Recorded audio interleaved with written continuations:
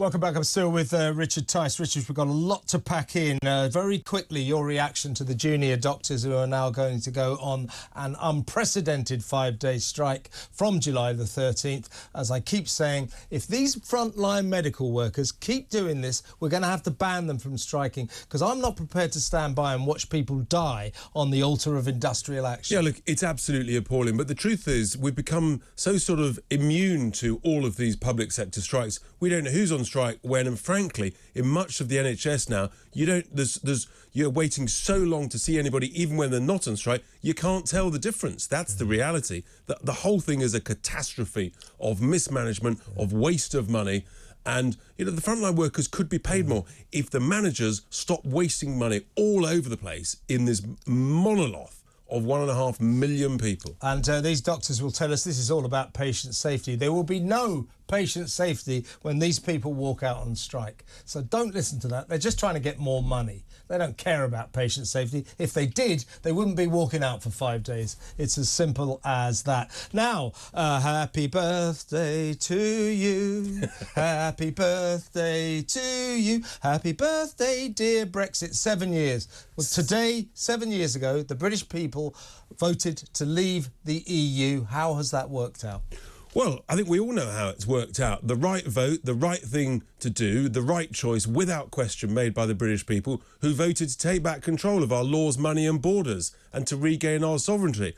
The reality is, though, having got that opportunity, we all know that this government, even after they actually technically left the European Union, they haven't taken advantage of the opportunity. They've left Northern Ireland handcuffed to the EU. Various important elements and industries were basically sold down the river, in particular, of course, fishing. And so the opportunity is still there. It's still to be done to do it properly. But this government utterly failed to take advantage, and they've now basically abandoned it. And if you think about it, 7 years after the vote, we're still discussing it. Have we achieved it properly?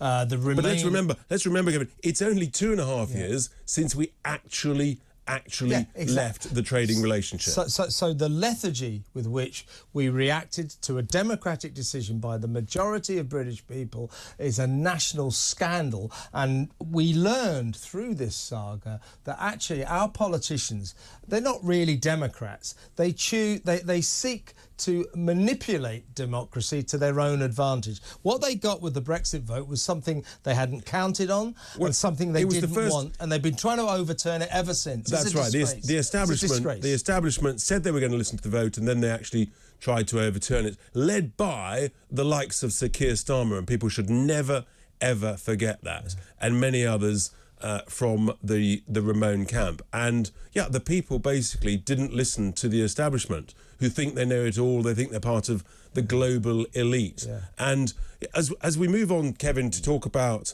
the challenges the country faces now, it's the elitists, the global establishment, who think they know best, the Andrew Baileys, the Jeremy Hunts of this world. And what happened yesterday with the governor of the Bank of England raising interest rates, thinking that's the only way to tame inflation, just shows how unbelievably, firstly, completely out of touch, secondly, utterly incompetent, raising rates too late, having allowed money to be printed for year after year after year. And it wasn't just Andrew Bailey, of course. His predecessor, Mark Carney, who always bangs on about Brexit being to blame for anything. He's back, heaven knows why, but he's back banging on about it. But he was also part of the money printing and the failure to gradually increase interest rates. But as I say, there is an alternative choice that they are deliberately refusing to take. And what we could be doing is we could be cutting the vast amount of wasteful government spending, reducing government spending, so that actually you could lower consumer taxes. You could do that in the space of a week. Announce a reduction in taxes, announce you're going to clamp down on spending. And guess what? Mathematically, Kevin, inflation automatically reduces. They won't do that. They're using this blunt, very slow lever of raising interest rates, which hits those who've got mortgages, but who've got it on a floating rate. And it's the wrong lever for the wrong problem at the wrong time. It's catastrophic mismanagement. Let me ask you this then. why is it? I mean, the orthodoxy is that if you raise interest rates, you deliberately raise interest rates so that spending is reduced and therefore inflation comes down. So the Bank of England have it, or the Plank of England, as it is now known, with that Andrew Bailey. Won't you go home, please, Andrew Bailey? We don't want you anymore. We need a better governor of the Bank of England. He's been a disaster. He's got everything wrong. However, after his initial reticence at the wrong time not to put rates up, he suddenly had to start putting them up. Now he puts them up at a rate of knots about every 2 weeks. Why is it not bringing inflation down? Because it's completely the wrong solution to the wrongly identified challenge. When you raise interest rates because you want to bring inflation down, that's when you've got an excess of demand, what they call demand pull inflation. And so if you've got an excess of demand, yes, prices go up, you raise interest rates. There's no excess of money. People don't feel so wealthy that they're rushing out and spending their money sort of willy-nilly, for heaven's sake. There is a crisis of what they call cost push inflation from supply costs, most of which is all around energy. And it's the higher energy costs. We've got the highest electricity costs in the developed world, Kevin. And that's driving everything. Businesses suffering higher energy costs have to put their prices up, and so on. So that's driving everything. That's called cost push inflation. The way to get that down is my solution. You cut consumer taxes. Mathematically, it comes straight down. But you have to cut wasteful government spending. They've identified the wrong problem, which is why they've applied the wrong solution, and it's too slow. And so they are going to unnecessarily force people with mortgages, which is a certain element of the population, into great financial pain over the next year or so and beyond. And it's not going to dramatically bring inflation down, as we saw this just on Wednesday when inflation has stayed static. And SUNAK and Hunt, they're now trying to sort of pass the blame on to Governor Bailey. You've asked for him to be fired. There is no mechanism, Kevin, and this shows how incompetently run this country is. There's no mechanism to fire him.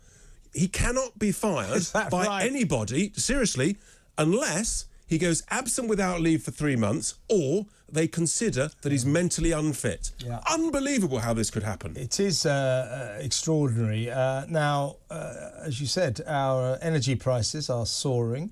The government had the chance to help us all out by bringing in fracking, but it banned fracking. It continues to levy us on the mad, crazy, green, claptrap carbon net zero plan. This virtue signalling in the government is going to lose the next election because it didn't care about you and me. It's more interested in virtue signalling to the world about how green and wonderful it is. That's the size of it. But here's an angle. The Church of England, the virtue signallers to God, has decided to, this is Justin Wokeby, of course, is now going to sell all of its oil and gas shares. So it's going to get rid of some of its wealth. This is madness. Utter madness, because actually oil and gas shares have been doing rather well. Why? Because actually there's a need for fossil fuels. It'll be under no illusions. The UK is pursuing net zero with a greater obsession than almost any other country in the developed world. That's the reason why we've got the highest energy and electricity prices, and that's the reason for our much higher inflation than across much of the developed world. This is all on the madness of net zero, and people need to be under no illusion whatsoever, Kevin. Absolutely. Church of England is selling its investments in BP, Shell, Total and a string of other big oil and gas companies, concluding that they do not, and this is a quote, protect God's creation, close quotes. Well, Justin, how about protecting the people who can't afford their energy bills? Why don't you ever think about ordinary people, the people that go to your churches? What is wrong with that guy? I'll tell you what's wrong with him. He doesn't understand that it's thanks to fossil fuels that we've had cheap energy leading to cheaper fuel, meaning that billions of people around the planet are leading longer, healthier, happier lives and not going as hungry as they otherwise might have done.